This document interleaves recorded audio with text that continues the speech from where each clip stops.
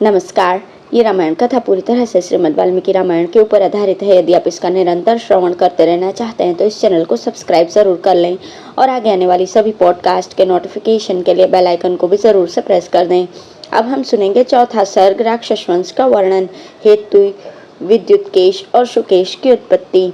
अगस्त्य जी की कही हुई इस बात को सुनकर श्री रामचंद्र जी को बड़ा विस्मय हुआ। उन्होंने मन ही मन सोचा, राक्षस कुल की उत्पत्ति तो मुनिवर विश्रवा से ही मानी जाती है। यदि उनसे भी पहले लंकापुरी में राक्षस रहते थे तो उनकी उत्पत्ति किस प्रकार हुई थी। इस प्रकार आश्चर्य होने के अनंतर सिर हिलाकर श्री रामचंद्र जी ने त्रिविध अग्नियों के समान तेजस्वी शरीर वाले अगस्त्य जी की ओर बारंबार देखा और मुस्कुराकर पूछा, भगवान, कुबेर और रावण से पहले भी ये लंकापुरी मांसभक्षी राक्षसों के अधिकार में थी। यह आपके मुख से सुनकर मुझे बड़ा विस्मय हुआ है। हमने तो यही सुन रखा है कि राक्षसों की उत्पत्ति पुलस्त्य जी के कुल से ही हुई है, किंतु इस समय आपने किसी दूसरे के कुल से भी राक्षसों के प्रादुर्भाव की बात कही है। क्या वे पहले के राक्षस रावण, कुंभकर्ण, प्रहस्त, विकट तथा रावण पुत्रों से भी बढ़कर बलवान थे? ब्राह्मण, उनका पूर्वज कौन था और उस उत्कट बलशाली पुरुष का नाम क्या था? भगवान विष्णु ने उन राक्षसों का कौन सा अपराध प्राप्त करके किस प्रकार उन्हें लंका से मार भगाया? निष्पाप महर्षि, ये सब बातें आप मुझे विस्तार से बताइए। इनके लिए मेरे मन में बड़ा कौतूहल है। जैसे सूर्यदेव अंधकार को दूर करते हैं, उसी प्रकार आप मेरे इस कौतूहल का निवारण कीजिए। श्री रघुनाथ जी की वो सुंदर वाणी पद संस्कार, वाक्य संस्कार और अर्थ संस्कार से अलंकृत थी। उन्होंने श्री राम से कहा, रघुनंदन, जल से प्रकट हुए कमल से उत्पन्न प्रजापति ब्रह्मा जी ने पूर्व काल में समुद्रगत जल की सृष्टि करके उसकी रक्षा के लिए अनेक प्रकार के जल जंतुओं को उत्पन्न किया। वे जंतु भूख प्यास से पीड़ित होकर अब हम क्या करें ऐसी बातें कहते हुए अपने जन्मदाता ब्रह्मा जी के पास विनीत भाव से गए। दूसरों को मान देने वाले रघुवीर उन सबको आया देख प्रजापति ने उन्हें वाणी द्वारा संबोधित करके हंसते हुए से कहा, जल जंतुओं, तुम यत्न पूर्वक इस जल की रक्षा करो। वे सब जंतु भूखे प्यासे थे। उनमें से कुछ ने कहा, हम इस जल की रक्षा करेंगे, और दूसरों ने कहा, हम इसका यक्षण करेंगे। तब उन भूतों की सृष्टि करने वाले प्रजापति ने उनसे कहा, तुम में से जिन लोगों ने रक्षा की बात कही है वे राक्षस नाम से प्रसिद्ध हों, और जिन्होंने यक्षण करना स्वीकार किया है वे लोग यक्ष नाम से विख्यात हों। उन राक्षसों में हेती और प्रहेती नाम वाले दो भाई थे जो समस्त राक्षसों के अधिपति थे। शत्रुओं का दमन करने में समर्थ वे दोनों वीर मधु और कैटभ के समान शक्तिशाली थे। उनमें प्रहेती धर्मात्मा था, अतः वो तत्काल तपोवन में जाकर तपस्या करने लगा। परंतु हेती ने विवाह के लिए बड़ा प्रयत्न किया। वो अमेय आत्मबल से संपन्न और बड़ा बुद्धिमान था। उसने स्वयं ही याचना करके काल की कुमारी भागिनी भया के साथ विवाह किया। भया बड़ी भयानक थी। राक्षस राज हेती ने भया के गर्भ से एक पुत्र को उत्पन्न किया जो विद्युतकेश के नाम से प्रसिद्ध था। उसे जन्म देकर हेती पुत्र वानों में श्रेष्ठ समझा जाने लगा। हेती पुत्र विद्युतकेश दीप्तिमान सूर्य के समान प्रकाशित होता था। वो महातेजस्वी बालक जल में कमल की भांति दिनों दिन बढ़ने लगा। निशाचर विद्युतकेश जब बढ़कर उत्तम युवावस्था को प्राप्त हुआ तब उसके पिता राक्षस राज हेती ने अपने पुत्र का विवाह कर देने का निश्चय किया। राक्षस राज शिरोमणि हेती ने अपने पुत्र को ब्याहने के लिए संध्या की पुत्रिका, जो प्रभाव में अपनी माता संध्या के ही समान थी, उसका वरण किया। संध्या ने सोचा, कन्या का किसी दूसरे के साथ विवाह तो अवश्य ही करना पड़ेगा, अतः इसी के साथ क्यों न कर दूं। यह विचार कर उसने अपनी पुत्री विद्युतकेश को विवाह करके प्रदान कर दी। संध्या की इस पुत्री को प्राप्त करके निशाचर विद्युतकेश उसके साथ उसी प्रकार रमण करने लगा जैसे देवराज इंद्र पुलोम पुत्री शची के साथ व्यवहार करते रहते हैं। श्री राम, संध्या की उस पुत्री का नाम सालकटंका था। कुछ काल के पश्चात उसने विद्युतकेश से उसी प्रकार गर्भ धारण किया जैसे मेघों की पंक्ति समुद्र के जल से जल ग्रहण करती है। तदंतर उस राक्षसी ने मंदराचल पर जाकर विद्युत के समान कांतिमान बालक को जन्म दिया, मानो गंगा ने अग्नि के छोड़े हुए भगवान शिव के तेज स्वरूप गर्भ को उत्पन्न किया हो। उस नवजात शिशु को वहीं छोड़कर वो विद्युतकेश के साथ रति क्रीड़ा के लिए चली गई। अपने पुत्र को भुलाकर शालकंटका पति के साथ रमण करने लगी। उधर उसका छोड़ा हुआ वो नवजात शिशु मेघ की गंभीर गर्जना के समान शब्द करने लगा। उसके शरीर की कांति शरतकाल के सूर्य की भांति उद्भासित होती थी। माता का छोड़ा हुआ वो शिशु स्वयं ही अपनी मुट्ठी मुंह में डालकर धीरे धीरे रोने लगा। उस समय भगवान शंकर पार्वती जी के साथ बैल पर चढ़कर वायु मार्ग से जा रहे थे। उन्होंने उस बालक के रोने की आवाज़ सुनी। सुनकर पार्वती सहित शिव ने उस रोते हुए राक्षस कुमार की ओर देखा। उसकी दयनीय अवस्था पर दृष्टिपात करके माता पार्वती के हृदय में करुणा का स्रोत उमड़ पड़ा और उनकी प्रेरणा से त्रिपुर सूदन भगवान शिव ने उस राक्षस बालक को उसकी माता की अवस्था के समान ही नौजवान बना दिया। इतना ही नहीं, पार्वती जी का प्रिय करने की इच्छा से अविनाशी एवं निर्विकार भगवान महादेव ने उस बालक को अमर बनाकर उसके रहने के लिए एक आकाशचारी नगराकार विमान दे दिया। तत्पश्चात पार्वती जी ने भी यह वरदान दिया कि आज से राक्षसियां जल्दी ही गर्भधारण करेंगी, फिर शीघ्र ही उसका प्रसव करेंगी और उनका पैदा किया हुआ बालक तत्काल बढ़कर माता के समान अवस्था का हो जाएगा। विद्युत केश का वह पुत्र सुकेश के नाम से प्रसिद्ध हुआ। वह बड़ा बुद्धिमान था। भगवान शंकर का वरदान पाने से उसे बड़ा गर्व हुआ और वो उन परमेश्वर के पास से अद्भुत संपत्ति एवं आकाशचारी विमान प्राप्त करके देवराज इंद्र की भांति सर्वत्र अबाध गति से विचरने लगा। अब है सुकेश के पुत्र माल्यवान, सुमाली और माली की संतानों का वर्णन। अगस्त्य जी कहते हैं, रघुनंदन, तदंतर एक दिन विश्वावसु के समान तेजस्वी ग्रामणी नामक गंधर्व ने राक्षस सुकेश को धर्मात्मा तथा वर प्राप्त वैभव से संपन्न देख अपनी देववती नामक कन्या का उसके साथ विवाह कर दिया।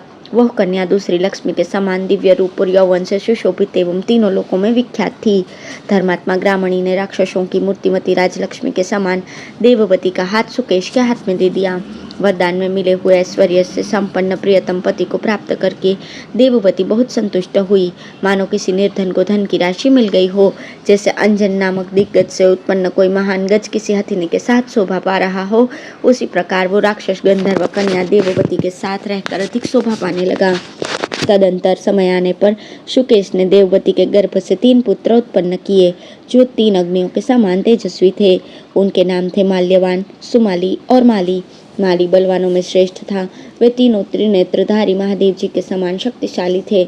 उन तीनों राक्षस पुत्रों को देखकर राक्षस राज सुकेश बड़ा प्रसन्न हुआ। वे तीनों लोकों के समान सुस्थिर, 3 अग्नियों के समान तेजस्वी, 3 मंत्रों के समान उग्र तथा 3 रोगों के समान अत्यंत भयंकर थे। सुकेश के वे तीनों पुत्र त्रिविध अग्नियों के समान तेजस्वी थे। वे वहाँ उसी प्रकार बढ़ने लगे जैसे उपेक्षावश दवा न करने से रोग बढ़ते हैं। उन्हें जब ये ज्ञात हुआ कि हमारे पिता को तपोबल के द्वारा वरदान एवं ऐश्वर्य की प्राप्ति हुई है, तब वे तीनों भाई तपस्या करने का निश्चय करके मेरु पर्वत पर चले गए। वे राक्षस वहाँ भयंकर नियमों को ग्रहण करके घोर तपस्या करने लगे। उनकी वो तपस्या समस्त प्राणियों को भय देने वाली थी। सत्य, सरलता एवं शमदम आदि से युक्त तप के द्वारा जो भूतल पर दुर्लभ है, वे देवताओं, असुरों और मनुष्यों सहित तीनों लोगों को संतप्त करने लगे। तब 4 मुख वाले भगवान ब्रह्मा एक श्रेष्ठ विमान पर बैठकर वहां गए और शुकेश के पुत्रों को संबोधित करके बोले, मैं तुम्हें वर देने के लिए आया हूँ। इंद्र आदि देवताओं से घिरे हुए वरदायक ब्रह्मा जी को आया जान वे सबके सब वृक्षों के समान कांपते हुए हाथ जोड़कर बोले, देव, यदि आप हमारी तपस्या से आराधित एवं संतुष्ट होकर हमें वर देना चाहते हैं तो ऐसी कृपा कीजिए जिससे हमें कोई परास्त न कर सके। हम शत्रुओं का वध करने में समर्थ, चिरंजीवी तथा प्रभावशाली हों, साथ ही हम लोगों में परस्पर प्रेम बना रहे। यह सुनकर ब्रह्मा जी ने कहा, तुम ऐसे ही होगे। सुकेश के पुत्रों से ऐसा कहकर ब्राह्मण वत्सल ब्रह्मा जी ब्रह्मलोक को चले गए। वर प्राप्त करके वे सब निशाचर उस वरदान से अत्यंत निर्भय होकर देवताओं तथा असुरों को भी बहुत कष्ट देने लगे। उनके द्वारा सताए जाते हुए देवता, ऋषि समुदाय और चारण नरक में पड़े हुए मनुष्यों के समान किसी को अपना रक्षक या सहायक नहीं पाते थे। श्री राम एक दिन शिल्पकर्म के ज्ञाताओं में श्रेष्ठ अविनाशी विश्वकर्मा के पास जाकर वे राक्षस हर्ष और उत्साह से भरकर बोले, महामते, जो ओज, बल और तेज से संपन्न होने के कारण महान है, उन देवताओं के लिए आप ही अपनी शक्ति से मनोवांछित भवन का निर्माण करते हैं। अतः हमारे लिए भी आप हिमालय, मेरु अथवा मंदराचल पर चलकर भगवान शंकर के दिव्य भवन की भांति एक विशाल निवास स्थान का निर्माण कीजिए। यह सुनकर महाबाहु विश्वकर्मा ने उन राक्षसों को एक ऐसे निवास स्थान का पता बताया जो इंद्र की अमरावती को भी लज्जित कराने वाला था। राक्षसपतियों, दक्षिण समुद्र के तट पर एक त्रिकुट नामक पर्वत है और दूसरा सुबेल नाम से विख्यात शैल है। उस त्रिकुट पर्वत के मझले शिखर पर, जो हरा भरा होने के कारण मेघ के समान नीला दिखाई देता है तथा जिसके चारों ओर के आश्रय टांकी से काट दिए गए हैं, अतएव जहाँ पक्षियों के लिए भी पहुँचना कठिन है, मैंने इंद्र की आज्ञा से लंका नाम की नगरी का निर्माण किया है। वो 30 योजन चौड़ी और 100 योजन लंबी है। उसके चारों ओर सोने की 4 दीवारी है और उसमें सोने के ही फाटक लगे हैं। जैसे इंद्र आदि देवता अमरावतीपुरी का आश्रय लेते रहते हैं, उसी प्रकार तुम लोग भी उस लंकापुरी में जाकर निवास करो। लंका के दुर्ग का आश्रय लेकर बहुत से राक्षसों के साथ जब तुम निवास करोगे, उस समय शत्रुओं के लिए तुम पर विजय पाना अत्यंत कठिन होगा। विश्वकर्मा की ये बात सुनकर वे श्रेष्ठ राक्षस सहस्त्रों अनुचरों के साथ उस पुरी में जाकर बस गए। उसकी खाई और चार दीवारी बड़ी मजबूत बनी थी। सोने के सैकड़ों महल उस नगरी की शोभा बढ़ा रहे थे। उस लंकापुरी में पहुंचकर वे निशाचर बड़े हर्ष के साथ वहां रहने लगे। इन्हीं दिनों नर्मदा नाम की एक गंधर्वी थी। उसकी 3 कन्याएं हुईं, जो ह्रीं, श्री और कीर्ति के समान शोभा संपन्न थी। इनकी माता यद्यपि राक्षसी नहीं थी, तो भी उसने अपनी रुचि के अनुसार सुकेश के उन तीनों राक्षस जातीय पुत्रों के साथ अपनी कन्याओं का ज्येष्ठादि अवस्था के अनुसार विवाह कर दिया। वे कन्याएं बहुत प्रसन्न थीं। उनके मुख पूर्ण चंद्रमा के समान मनोहर थे। माता नर्मदा ने उत्तर फाल्गुनी नक्षत्र में उन तीनों महाभाग्यवती गंधर्व कन्याओं को उन तीनों राक्षस राजों के हाथ में दे दिया। जैसे देवता अप्सराओं के साथ क्रीड़ा करते हैं, उसी प्रकार सुकेश के पुत्र विवाह के पश्चात अपनी उन पत्नियों के साथ रहकर लौकिक सुख का उपभोग करने लगे। उनमें माल्यवान की स्त्री का नाम सुंदरी था। वो अपने नाम के अनुरूप ही परम सुंदरी थी। माल्यवान ने उसके गर्भ से जिन संतानों को जन्म दिया, उन्हें बता रहा हूँ, सुनिए। वज्रमुष्टि, विरूपाक्ष, राक्षस दुर्मुख, सुप्तघ्न, यज्ञकोप, मत और उन्मत, ये 7 पुत्र थे। श्री राम, इनके अतिरिक्त सुंदरी के गर्भ से अनला नाम वाली एक सुंदरी कन्या भी उत्पन्न हुई थी। सुमाली की पत्नी भी बड़ी सुंदरी थी। उसका मुख पूर्ण चंद्रमा के समान मनोहर और नाम केतुमती था। सुमाली को वो प्राणों से भी अधिक प्रिय थी। निशाचर सुमाली ने केतुमती के गर्भ से जो संतानें उत्पन्न की, उनका भी क्रमशः परिचय दिया जा रहा है, सुनिए। प्रहस्त, अकंपन, विकट, कालिका मुख, धूम्राक्ष, दंड, महाबली, सुपार्श्व, सह्याद्री, प्रगश तथा राक्षस भास्कर्ण, ये सुमाली के पुत्र थे। और राका, पुष्पोत्कटा, कैकसी और कुंभिनशी, ये 4 पवित्र मुस्कुराहट वाली उसकी कन्याएं थीं। वे सब सुमाली की संतानें बताई गई हैं। माली की पत्नी गंधर्व कन्या वसुधा थी, जो अपने रूप सौंदर्य से सुशोभित होती थी। उसके नेत्र प्रफुल्ल कमल के समान विशाल एवं सुंदर थे। वो श्रेष्ठ यक्ष पत्नियों के समान सुंदर थी। सुमाली के अनुज माली ने वसुधा के गर्भ से जो संतति उत्पन्न की, उसका मैं वर्णन कर रहा हूँ, आप सुनिए। अनल, अनिल, हर और संपाति, ये 4 निशाचर माली के ही पुत्र थे, जो इस समय विभीषण के मंत्री हैं। माल्यवान आदि तीनों श्रेष्ठ राक्षस अपने सैकड़ों पुत्रों तथा अन्य राक्षसों के साथ रहकर अपने बाहुबल के अभिमान से युक्त होकर इंद्र आदि देवताओं, ऋषियों, नागों तथा यक्षों को पीड़ा देने लगे। वे वायु की भांति सारे संसार में विचरने वाले थे। युद्ध में उन्हें जीतना बहुत ही कठिन था। वे मृत्यु के तुल्य तेजस्वी थे। वरदान मिल जाने से उनका घमंड और भी बढ़ गया था। अतः वे यज्ञादि क्रियाओं का सदा अत्यंत विनाश किया करते थे। इस प्रकार श्री वाल्मीकि निर्मित रामायण आदि काव्य के उत्तर कांड में 5वां सर्ग पूर्ण हुआ। धन्यवाद।